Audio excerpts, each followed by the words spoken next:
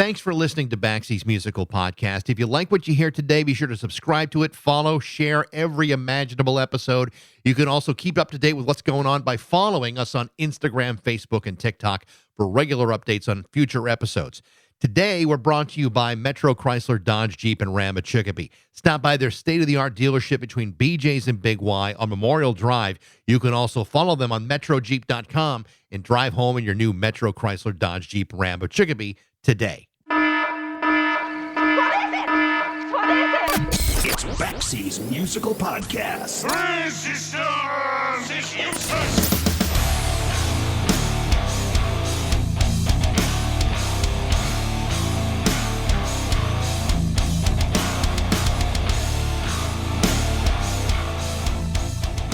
Let's face it, labeling stuff sucks. First of all, it all but ignores originality by trying to put things into tidy little boxes, whether it deserves to be there or not. Secondly, what I think is one thing, you might think is another thing, even if we're listening to the same exact thing at the same exact time. For example, what I might think is a great band, you might think is a diverse amalgamation of confluent styles and influences. And while I might judge you for being pretentious, we would both be listening to the same stuff and hearing it in different ways. For example, if I were to play for you the upcoming album Shouted on the Mountain by the band Neverland Ranch Davidians, you might hear it as a badass fusion of punk, blues, R&B, and rockabilly. When I listen to it, I just hear a great freaking band. It's not only a great freaking band, I don't really feel compelled to slap it with a bunch of unnecessary labels when doing so doesn't really give you a sense of what they're all about. But since the world doesn't really work that way, let me just say that the Neverland Ranch Davidians are, in fact, a badass fusion of punk, blues, R&B, and rockabilly. But they're much more than that, too. For example, check out the first single from their new record, Cactus Cooler Man, or listen to their self-titled debut from 2023. There's a lot of stuff going on in those records, but it's not really one thing or another. It's a lot of stuff all at once, and I happen to like that kind of thing. The Neverland Ranch Davidians are a trio of veterans called initially from the LA punk scene, and at the center of the group is the lead singer and one of its two guitar players, Tex Mosley. Tex's career has taken a number of twists and turns over the years. He's played with Keith Morris from the Circle Jerks and the Horrors of Babylon. He played with the legendary Suzi Quatro. He also spent time with Pure Hell, the legendary Afro-punk band from Philadelphia. Tex has done a lot of stuff. But these two records with the Neverland Ranch Davidians are both fantastic. How fantastic? Well, let's just say that last year, two of the band's songs from the first record were hand-selected by Iggy Pop for an end-of-the-year segment on the BBC. Iggy didn't have to pick those songs. He wanted to pick those songs because he loves those songs. And when I tell you that the band is great, it isn't just me saying this. So is Iggy freaking Pop. And by the way, the first single from the new album is also getting played on Audio Music Radio Online, which is a show hosted by Henry Rollins. So it's not just me. There are some pretty big legendary musicians who are feeling the same way about the guys that I do. This is my conversation with lead singer and guitarist Tex Mosley from the Neverland Ranch Davidians on Baxie's Musical Podcast.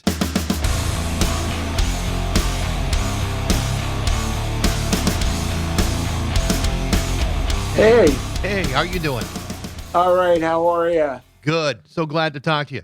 Oh, I'm glad to be here. Thank you so much for having me, man. Oh, let me tell you something, Tex. I've been listening to the new record for at least the last 2 weeks. I absolutely love it.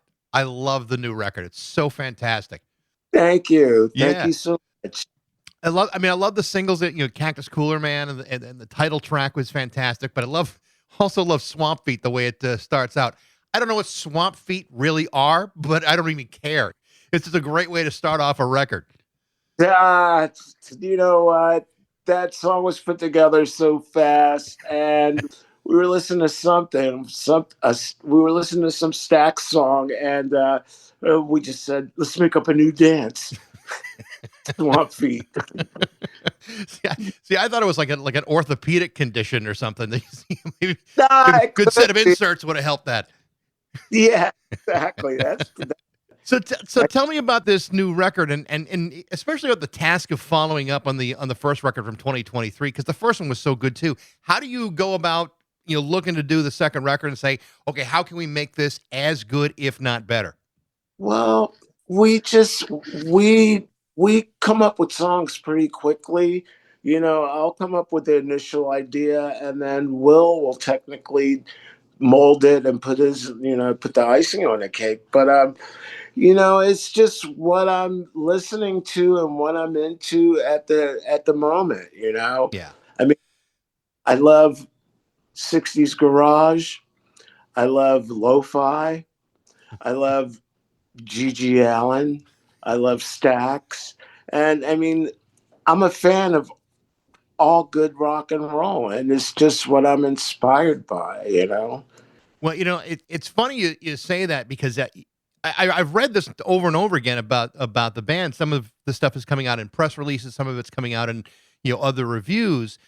And what it may seem like a criticism to some, but it's actually a very big compliment to you guys, and that is that there's a lot going on musically, and that for some people it seems to be kind of all over the place. But every one of those statements is followed up with, "And that's not such a bad thing." And I think that's actually a compliment to you guys because you don't see anybody review a band in that way. It's all over the place. Usually that's a bad thing, but it's not with you guys because it still sounds so beautifully focused, and the end result definitely shows something very different than a band that's all over the place. Right. Well, you know what? It's funny that you mention that because I was raised, with like New York streetwise rock and roll, like the Dolls, Johnny Thunders, the Sick Fucks, you know, Bloodless Pharaohs, Mm-hmm. all that early New York City music. And I used to see James Chance. I seen the Contractions play, and and I knew it was something there. But when you really look at all the, and this is just my perception, when you look at the good rock and roll period from Humble Pie to the Heartbreakers, if Mm-hmm. you break the stack stuff down, it's lo-fi rock and roll. If you take out all the production, that's like it all comes together. Yeah. There's You a know, lot of connectivity between all those genres and sub genres. It all winds up kind of coming from the same generation of stuff. exactly. And it took me years to kind of piece it together. I guess it's all part of maturing. But when I used to, as a kid, when you hear the Dolls, I didn't have a connection with them and the Shangri-Las. I was clueless that they were kind of like dipping into that well. The same thing with like Steve Marriott, Humble Pie, how he would, do Ray Charles covers and so forth. And the same thing with a lot of these bands, and fortunate for me that punk rock came around and fast, loud, and aggressive stuff. And it's like, okay, this is where I belong. So how did you get into that? You're a kid from Philadelphia. Did you discover it then while you're still in Philadelphia, or did you kind of find that when you moved out of there? Well, I was raised around the corner from Pure Hell. And this is before they were called Pure Hell, and they were called Pretty Poison before then. And when I became old enough to leave the block, Spider, the drummer for Pure Hell's mother, used to watch me, and he took me to a couple of their rehearsals. And as I said, they were called Pretty Poison, and they used to do stuff. And it was weird because you picture, you're in Massachusetts, right? Yeah. So the lower middle class neighborhoods with the row homes and so forth. Imagine these cats walking around, makeup on, and just all dragged out, and it's like wow. And it's the first time I was exposed to like live, loud music. They were doing stuff like David Bowie, "Hang On to Yourself," Silverhead, "Long Legged Lisa," and it's like, okay, this is what I want to do. This is what I want to be when I grow up. And then they morphed from that early 70s glam thing into the punk stuff that they were doing. And they were a staple in the first wave of New York punk, and that kind of opened the door for me, because I was exposed. Spider used to take me everywhere with him. And, I remember. I remember the first time I met Jerry Nolan. When I seen Jerry Nolan, it was like seeing the Second Coming. He had on fucking cat pistols around his waist and Cub Scout shirt. I'm like, how cool is this fucking guy? you know? But yeah, it stuck. And what's that line? Monte Hoople, rock and roll's a loser's game and mesmerizes, and I can't explain the reason for the sights and for the sounds. It's perfect for me. Yeah. It's funny how, when you discover punk or however you want to describe it, or any genre, how it just takes one thing to unlock 15,000 doors. Like the New York Dolls for a lot of people, are only, for some people it's only one thing and they don't listen to it. But it's also television and Richard Hell and the Heartbreakers, and it's one great thing after another. And I don't think the New York Dolls get nearly the due that they deserve. And even Johnny Thunders when he's alive. I mean, I remember almost getting a chance to see him, and then a few years later he's gone. And it's like you sometimes wish I had taken advantage of some of that stuff when I had the chance. But those doors do get unlocked musically, and it's interesting how bands that accept and appreciate so many different angles of it all, when they bring it together into their own music, how it forms and how it comes together. And you guys are no different than that. How you're pulling R&B and blues and rockabilly. I mean, I hear so much in your music. I mean, not just old stuff. I mean, I hear the Cramps, but I also hear I hear Lenny Kravitz in some ways. It's like everything's kind of being pulled from different shelves to get one really great sounding thing. And you know what, too? I mean, I think a lot of that is because as much as I am a musician, I'm a fan. And when I was, being exposed in the beginning, when I was knee high, it's like, okay, I seen Pure Hell, the first time I heard Hang On to Yourself. So then I started doing my research and I discovered Bowie. It's like the Spiders from Mars. It's like, fuck, I want to be in that band. That's what I want to be with. And then from there, I discovered Alice Cooper, the original Alice Cooper band. It's like, wow, okay, this is exactly where I belong. And then the grand explosion happened, fucking the Stooges. Yeah. When I seen that Raw Power album, I'm like, okay, and I must have, I'm not going to exaggerate, like hundreds of other people, I must have about 5,000 hours just staring at that cover. Yeah, but there is only one Iggy, and we'll talk about Iggy a little bit because I know your music has sparked interest in him. We'll talk about that a little bit. One of the things that about the new record that I think is so cool is, and you want to talk about influences, you've chosen 3 really interesting cover songs for the new record. Mm-hmm. The first one is Big Bird from Eddie Floyd from 1968. Then Orphan Boy, which is like an obscure garage rock song. But the one that I absolutely loved was what you guys did with Hard Times Killing Room Floor Blues, which is an old blues track that's been around since like the 1930s. I've heard multiple versions of that song. I think what you guys did is absolutely brilliant. I mean, it's so good. Thank you.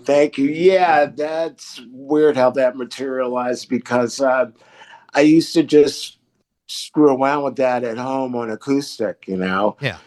And before, when we were rehearsing, I kind of played that lick and everybody fell into it and it kind of molded into what it was. And Will, as I stated earlier, Will kind of molds everything. He came up with like majority of the lyrics and it materialized to what it what it is. Yeah. And yeah, that's a really strong song. It closes out the record beautifully. There's a lot of dynamics to it. There's a lot more harmony and going down a half step a little bit. I mean, the way you guys completed it was so cool. And again, having heard earlier versions of it, including maybe I heard a Buddy Guy version, I heard a Burnside version. It's like, man, what you guys did with it was awesome. Oh, thank you. Yeah. And Big Bird, that was all Will's idea. Will really wanted to do that song, so we got that together. And Orphan Boy, let me tell you, if I could be in a band that just did all garage, I would. But Orphan Boy's favorite songs, and I always wanted to do that. And now it did present itself. So now you guys put up both of your records on Heavy Medication Records, which is an independent label, but strangely enough, out of Poland. How did you guys get hooked up with them? And does the fact that they're 2,000-3,000 miles away across the other end of the world, are there any negative parts to that, or does it not even matter anymore? No, that's no, it doesn't. There's not. Well, the way we hooked up with him, Pat Todd from Pat Todd and the Rank Outsiders, he put out a single for them. And Pat Todd mentioned us to him, and he heard a couple of our songs, and he got in touch with me, and that's when the relationship started. And he is literally like the fourth member of the band because he really believes in us, and he gives us great direction, and that's how that happened. So the reaction to the music has been pretty interesting in who has chosen to ally themselves with you guys.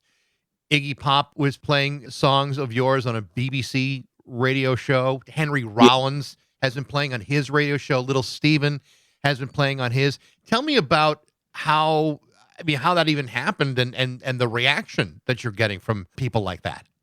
Well, I think the listener knows sincerity in music. And I would like to say that the Davidians, it's like no gray. Either you like us or, you don't care for what we're doing. And I think with Iggy, I think he hears his influence as well as he hears the sincerity of it, as well as Rollins. And I don't really know Little Steven, but I just think they can hear. Like, how can I explain it? Here you go. It's like I was hanging out. This is a long, long, long time ago. When hanging out and you see people in the club like Cheetah Chrome, comes in like, oh, it's Cheetah. Oh, and then, somebody else will come in. But then Chris Spedding will walk in and you're like, oh, okay. It's like the real deal. And I would like to think that we kind of portray that, I mean, not that we're anything special or doing anything that anyone hasn't heard before, but it's sincere. It's sincere. And we're just doing what feels good. I think that's a really, really good point. And I think when somebody listens to you listen to a band, a lot of times the band can be, okay, but you don't get a sense of what they really are inside. I hear you saying, and I'm hearing a guy that's, he's putting it all out. The sincerity of your music, I think that's an accurate way of putting it. And I got to believe that a guy like Iggy, and certainly a guy like, Little Steven, does hear that. And when they hear it, they're going, okay, you know what? There's something about this that there's real meat behind this. It's not sugary fluff. There's real balls behind the songs. And I think you're absolutely right. I think that really does connect you guys to bona fide legends. Well, thank you. Yeah, it's like I would like to think that we stay in our lane, if that makes any sense. We stay in our lane. And what do I know? As far as me, I know good rock and roll. I know good streetwise rock and roll. And I know what turns me on as a fan. So therefore, I just try to incorporate it in, what I come up with and my influences. And, my influences. And then the thing about music, too, today, there's no danger anymore. Everything's spoon fed. And there are a lot of good bands out there. Don't get me wrong, but in the same breath too, it's like Lou Reed said it. I remember reading an interview with Lou Reed saying that very few bands can hold my attention for more than fucking several minutes. I'm like, oh, that makes sense. Okay. But yet he can do 17 minutes of Sister Ray, and that's okay. Well, since you mentioned that, positive. Yeah, it's a positive. That was Sister Ray. Yeah. Exactly. So your career, your music career goes, pretty far back, not just in the sense that you're a fan, but you have played with a lot of people over the years. And there's a couple of them I want to ask you about. One of the ones that I thought was really interesting was the idea of you playing with Keith Morris from the Circle Jerks and the Whores of Babylon. Tell me about that and about working with Keith. Well, that was a one-off thing that we did. The way I met Keith, my very first band, Bad Actor, who Spider from Pure Hell joined after Pure Hell broke up. But Bad Actor, we did a show with them in Philly at the Stardust Ballroom. We opened the Circle Jerks and the Stranglers headlined. Wow. And we hit it off with Gary Hurstis, who was managing the Circle Jerks then. And he was kind enough to say, look, man, you guys need to come out west. Why don't you work your way out west with us? So that, one thing led to another. My first show in California was at the Cuckoo's Nest in Costa Mesa. It was the Controllers, us, and the Jerks. And Keith and I, we just kept a relationship. We just kept in touch, as well as Roger, who's not here with us anymore, and Greg and Lucky. And I don't know exactly how it came about, but it was a one-off show that we did. It was Keith singing, Spider playing drums, I was on guitar, Reese was on guitar from the Joneses, and Smog, Greg Boa, Smog Vomit from Tex and the Horseheads was playing bass. And we did a couple originals, and we did all Alice Cooper covers. We did a bunch of covers, and it was a fun thing. And we were planning on doing another one, but it just never happened because all in other projects. Yeah. The other one I want to ask you about is you were in a band called The Hangman, which you guys had recorded an album on Geffen Records. It's a major label, but it was never released. I mean, there's a million stories of bands whose music never got released. What happened with that record and with that band? Well, The Hangman, I was in The Hangman from like 91 to 97. And we had got a production deal with Geffen because the Hangman, their very first Hangman lineup, they were on Capitol. And that record came out. And we had got a production deal with Geffen, and they signed us after, we did the demo for them. Then they signed us, and Tom Zutat and Todd Sullivan were our A&R guys. And so happened when we signed, Guns N' Roses were getting ready to go out on tour for Use Your Illusions 1 and 2. And they were out for 2 years. So we were on hold for a couple of years. When they got back, to make a long story short, everybody was into their own thing. And I can only speak on me. I was heavily into substances. And, we went to we did the record in Tennessee. We were in Memphis for a month and a half, and then we were in Nashville for a month and a half. And we came back here. Rob Younger from Radio Birdman produced it. And when we got back to LA, everything was moving along, but there were internal issues, and just so happened they shelved the record. Well, you've heard, like I said, there's a lot of stories just like that. Things change, and they change on a quick turn sometimes.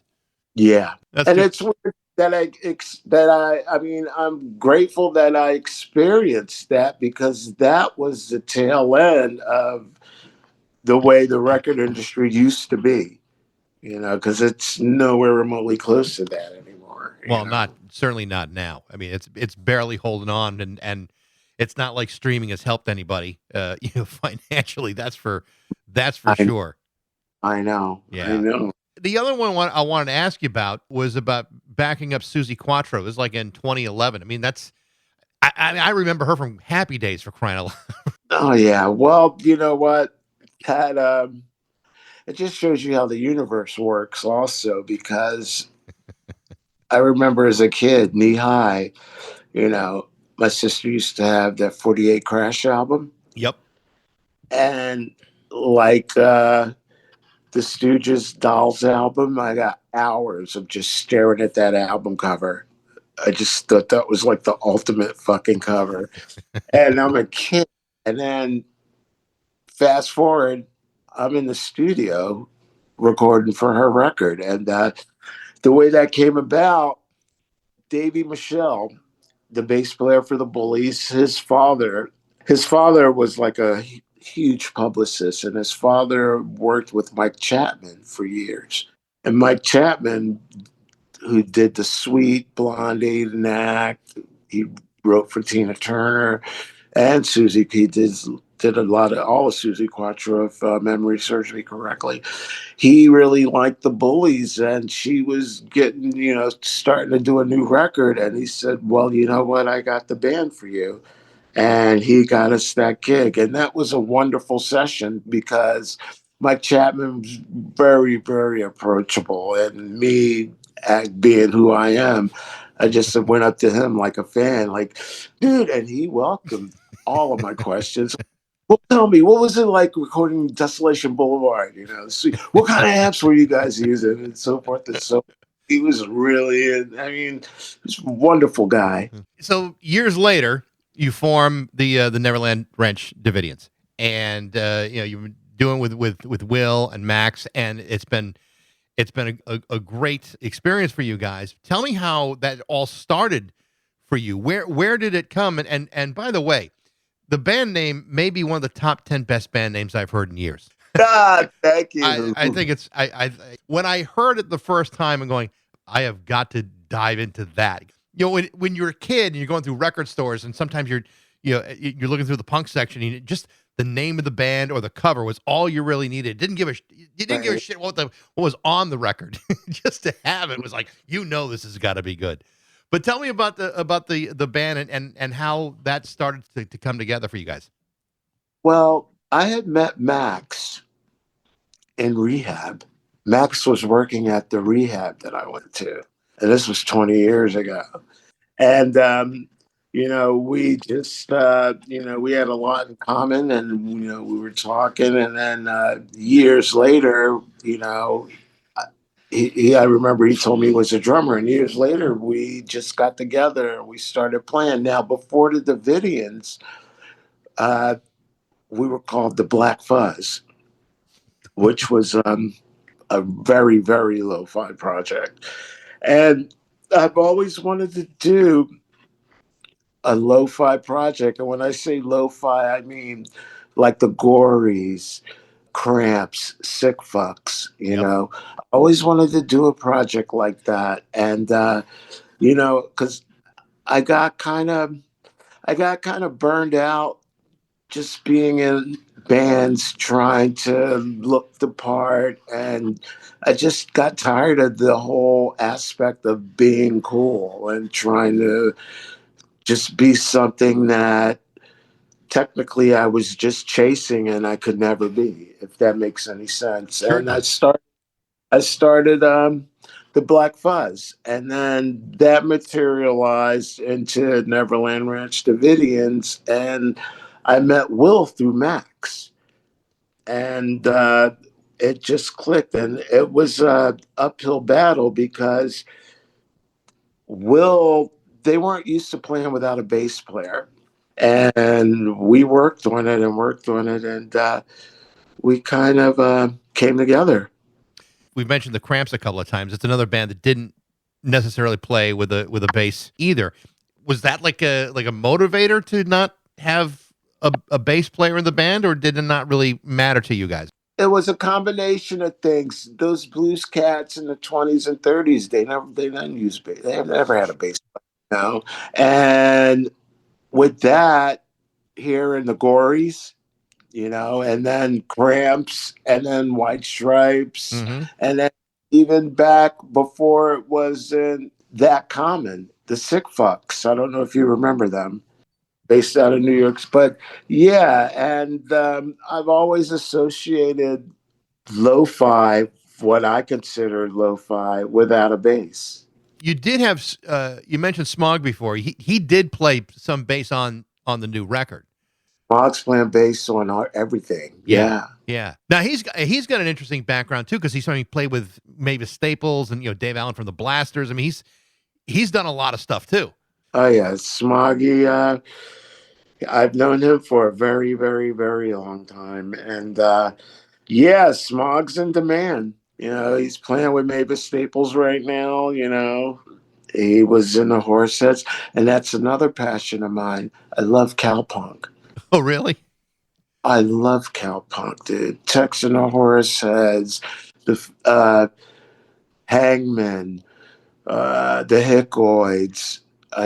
You know, it's like dear in my heart. And I touch base. We got a bunch of cowpunk songs. I touch base on that a lot. I think one, yeah, Death Penalty in Texas. So now the record is coming up pretty soon. What are you guys' plans for after its release? Are you looking to start touring, or what's the plan heading forward? Definitely, we're definitely going to go to Europe this year, and we're definitely going to do some shows up and down the coast, and we like to go all over America if makes sense financially. Well, I hope you come out to the Northeast. It'd be great to see you guys. Like I said, I really do love the record, Tex. It's fantastic. You guys should be extraordinarily proud about it. Dude, you're the best. Thank you so much. Thank you. It feels good that, because a lot of people don't get it, and it feels good when someone appreciates it. So thank you from the bottom of my heart, my friend. Hey, it's been my pleasure. Like I said, I've had a chance to listen to it for a couple of weeks, and I find myself wanting to listen to it more and more because I'm hearing new stuff in it every time and say, that's the Cramps. That sounds like this thing or that thing. It's like, no, this sounds like the Neverland Ranch Davidians. That's fucking awesome. So it does. You know what, too? It all intermingles together. It absolutely does. I mean, we talked about that in the very beginning here. I mean, everything winds up connecting perfectly, even to those who say the record's all over the place. The hell it is. It's a very focused record, and I love listening to it. Oh, thank you. Thank you very much. And yeah, it's just keeping the dream alive, I guess. Yeah. And the thing about it too, hopefully, some people will hear this new record and they'll start discovering stuff like Stax, you know what I mean? And, the Hickoids, who are a great band. Tex and the Horseheads. Those two albums, I think I put them up there with anything. The same thing with everything X does. That's just incredible stuff. And by the way, I listened to that interview you did with John Doe. So good. He never accepted my offer. I thought it was a very generous financial offer. I would have written the check that day. Let me ask you. Yeah. Is that Brian James interview available? The Brian James is up. He was great. He was real gracious.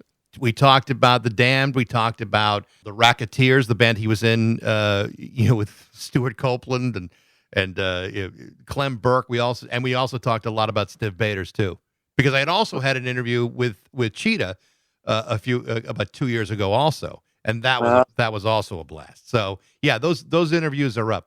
Good. I've got to check them out. Please do. I will definitely, dude. I'm such a fan. Well, Tex, I thank you very much. I appreciate that. Tex, it's been great getting to know you. I hope I wish you all the best. I hopefully have you back when you guys you're coming close to the area. Oh, most definitely. Well, we'll definitely make the East Coast. I'm pretty sure of that. Awesome. Tex, all right, Tex, you have a great night. Nice to meet you. You too. Thanks for having me, man. You're the best. Thank you. The name of the new album by Tex and the Neverland Ranch Davidians is called Shout It on the Mountain. It's being released by Heavy Medication Records on February 7th. Thanks for listening. I hope you enjoyed it. If you did, be sure to follow us on Instagram, Facebook, and TikTok. You can also email me at bax@rock102.com. I'd love to hear what you think. Thanks to Metro Chrysler, Dodge, Jeep, and Ram at Chicopee for their support, but most of all, thanks to you for listening to Baxie's Musical Podcast.